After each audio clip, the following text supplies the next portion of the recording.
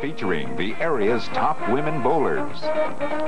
Brought to you in part by the Beautiful Brewing Company, the pride of Cincinnati brewing tradition, and the Greater Cincinnati Bowling Proprietors Association. And now, here's your host, Jack Moran.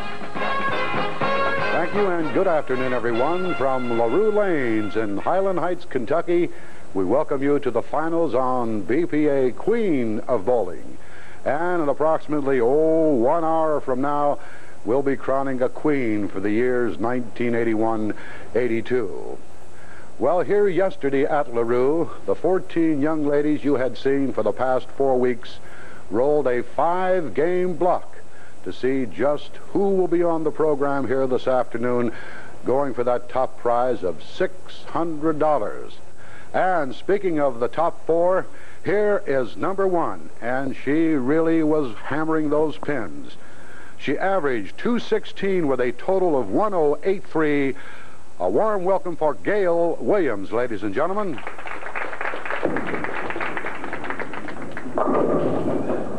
Battling number 2, one of the veterans of television bowling, also averaging .213. 1069 was her total. Let's hear it for Vi McKinney.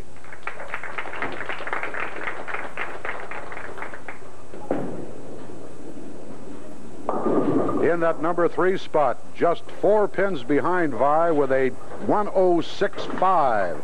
Also with about a .213 average, Madeline Kivett.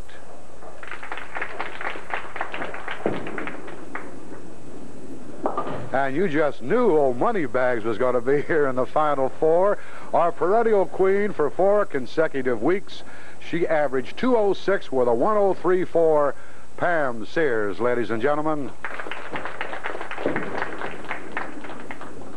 And if Pam wants to take it all today, she knows she has to win all 3 matches.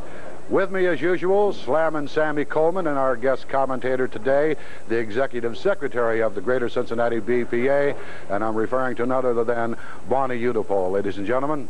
All righty, match 1. It should be a Lulu. And that is Pam and Madeline, and the balls will start rolling right after this word about the beer that keeps bringing you bowling and will do so for years to come. And you know what that is, that wonderful Hudy Delight.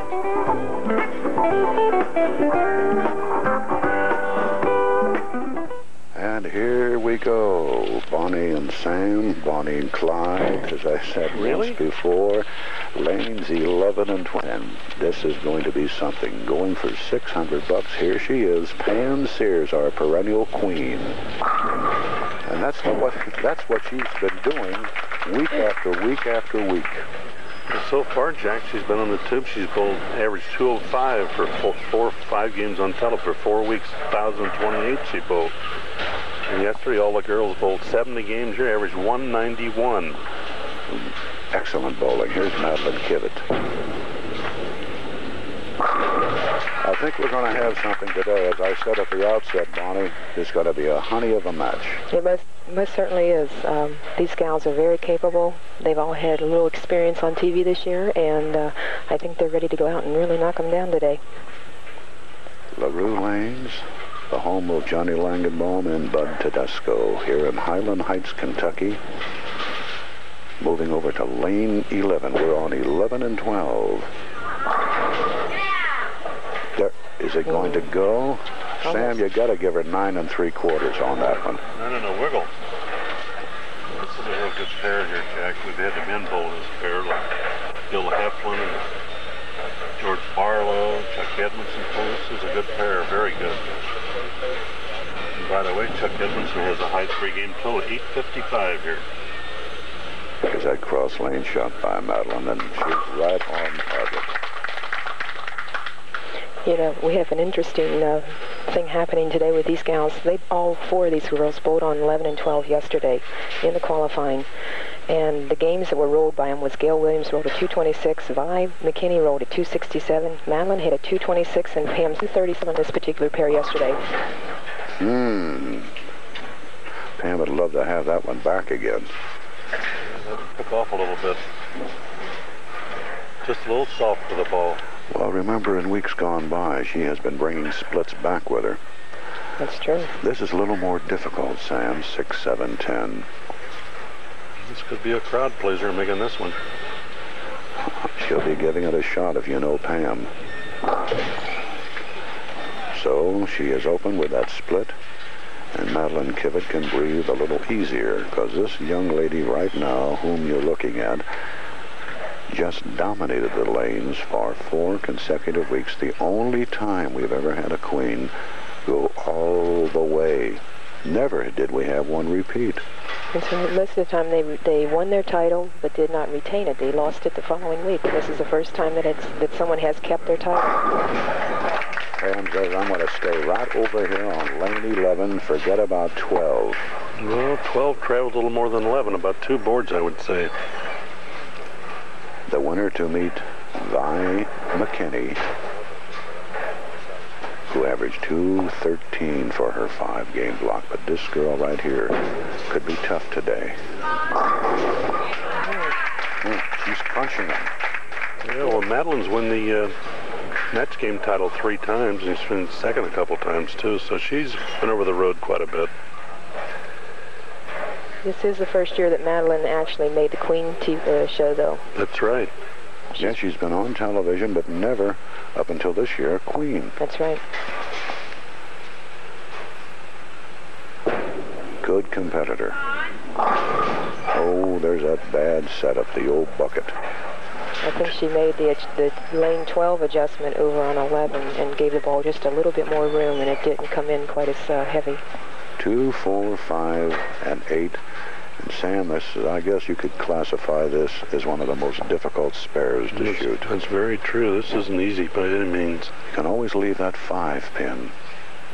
I think the 8's the hardest to get out, really, the sleeper. Boy, she knew what she was doing up there. What's a speed shot here today, Jack? You can't throw them too hard. The balls don't travel too much. Here's Pam. Picked up about $1,100 for Christmas on her 4 consecutive appearances as Queen. Well, she made the adjustment, but the 10-pin did not cooperate. Well, this will be the finale for us until about January the 18th, our first 17th. Our first program for the men. But the men will start qualifying, Bonnie, on the 9th at Western. Correct. They will be qualifying on the 9th at Western, and we do have openings on all the shifts. Our first shift starts at 9:30. Anyone that's interested can call the BPA office, and we'll take your reservations. Yeah, it's quite a pot to shoot at this year. First prize is what, $1,500 on the finals, right? Finals, $600 per week. The TV show. $15 entry fee. Yeah. $600 a week to the winner? Right. I used to win it, we get $200. Let's get that ball out of I think so. Out of Hawk here, huh? We pay back prize money to 1 out of 4 in all of our tournaments, including the Queen. 1 out of every 4 entries does have a chance to win prize money, besides just making the TV show. There's Pam hammering that ball in the pocket again, but that 10-pin is refusing to cooperate for Pam. Well, finishing 5th was Mona Stoney. She gets $70. Dee Stringer, $60. Kathy Lightfoot, $50. Jan Linger, $40. Jerusha Foley, $35. Diane Combs, $35. And Regina Pollard, $30. And Betty Dunstan, $30. Fern Ritter and Susan Stacker, each $25.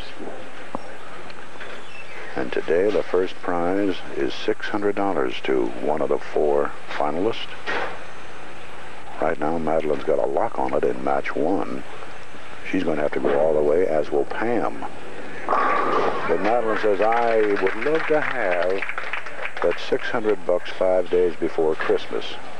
Madeline is doing very well on lane 12. She's struck all 3 times she's been on lane 12, and she has come light on lane 11 twice. So maybe she should make the adjustment now. She probably has made the adjustment. We'll watch now. She uses the 4-step approach, and she throws a fairly hard ball, as you notice. Good speed. She made the adjustment, yes. And leaves the 4. Well, there's only one thing to do, is kick it over. What you going to do? Have one of these Sam Coleman 200s, as we say, 20, 40, 60, 80? That's a Dutch 200. Where did that emanate, Dutch 200? Why couldn't it be an Irish 200? Or it could be. This had to be like shooting fish in a barrel for Madeline. She put it away.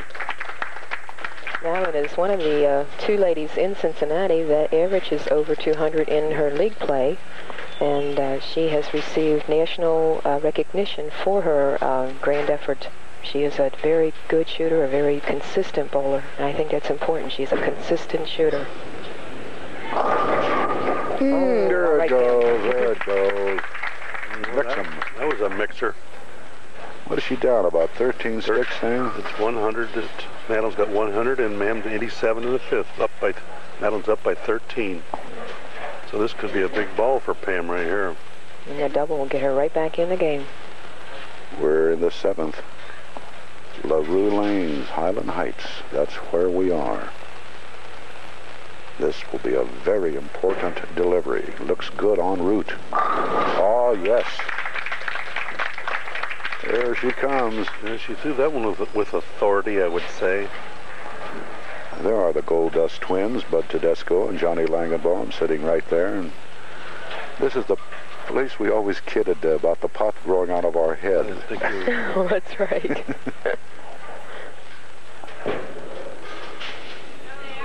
Oh, she will not let up. The man likes that lane 12. She hasn't done anything but strike over there.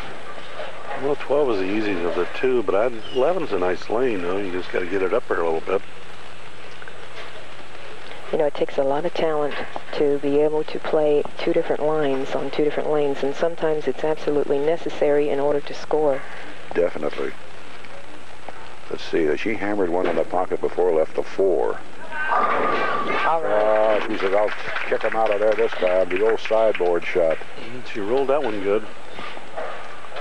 Pam says, you won't let up, will you? You know, in practice, these gals were not really throwing a lot of strikes, and they turned the lights on, and they got a little bit more adrenaline, and I think they got a little more speed on the ball than they were in practice, and they're starting to come through with more strikes. Oh, this is going to take a bit of finesse. You got to roll the ball right between the 4 and the 5. Well, she's going to use the big ball on this one, Jack, anyway. Will that fit? Sure, certainly. Can't go between these two. No way. This is tough with a hook ball. Put it in between. Mm-hmm. Going outside is difficult. You got to go in between. Yeah, the ball has to hit both pins in order to make this fair. It's kind of a sharpshooter, is she? And she hit the thumb hole. I think she hit the old thumper. Right. She just didn't come through the ball. Might have squeezed the ball a little bit too tight instead of coming through clean. Well, yesterday, Pam bowled 203, 237, 200, 201, and 193 for 1034, and Madeline had 232, 213, 226, 204, and 190 for 1065. Right now, she needs a strike to stay alive. She stays alive. Now it's up to the girl who hasn't done anything but strike right here on lane 12. Every ball she has delivered on 12 has been an X. Well, Madeline can go out for 240, and the best Pam can get will be 203. Just remember, Madeline will be finishing on lane 11, where she has not been consistently striking, and that could make a difference in the match. That's the first time she hasn't struck over there. She pulled that ball across her body just a little bit. It's still going to be very interesting. Excuse me, I mean, a strike could have just about solidified matters. Right. Well, Madeline fills out the frame. She can lock it up. She'll want to cover this spare, the 6-10, with the ball. There's always the possibility of picking 6 off 10. So she covered with the ball, and that makes it, let's see, 168 through 8 and a spare in the 9th, right? Right. And Madeline's up by 25 in the 8th frame, 168 to 143. She's got a pretty good lock on it, Sam. Yeah, if she gets a good count, it's about all over. She says, I'll crunch him right here. Oh, she got a break. She almost got by with that. That wasn't the area to hit that ball, I'll tell you that. That was bad. That could have been a disaster. That certainly could have left a very wide split. She did get a break. What can she wind up with? 207, Sam? 207. With a spare and 7, she can lock her out. Mm-hmm. Yeah, So Pam can sit back and say, well, my reign has ended. Well, all she needs is 7, and I'll guarantee you she'll get 7. I'd say she'd be in the area. At this point, you know, what goes through your mind is to just stay slow to the line and hit the pocket. Don't worry about what, you know, carrying a strike at this point. Just hit the pocket and let the ball do the work.